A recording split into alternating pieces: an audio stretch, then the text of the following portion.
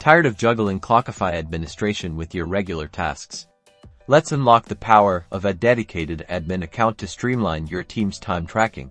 First, make sure you're logged into Clockify with an account that already has owner or admin privileges. Navigate to the Team section in the left-hand sidebar. This is your central hub for managing users and their roles.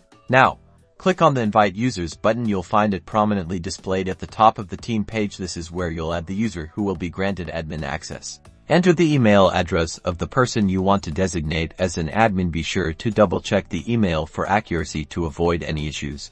Click on the role drop-down menu. Here you will choose their level of permissions. Select admin from the options. This will grant the user enhanced privileges to manage the workspace. Finally, click the Invite button. This will send an invitation to the specified email address, prompting the user to join the workspace with admin rights. The invited user will receive an email with a link to join your Clockify workspace. Once they click the link and create their account, they will automatically have admin privileges. Back on the team page, you should now see the newly created admin account listed with the admin role. They can now manage users, projects, settings, and integrations, helping you to optimize your team's time tracking and reporting. Congratulations!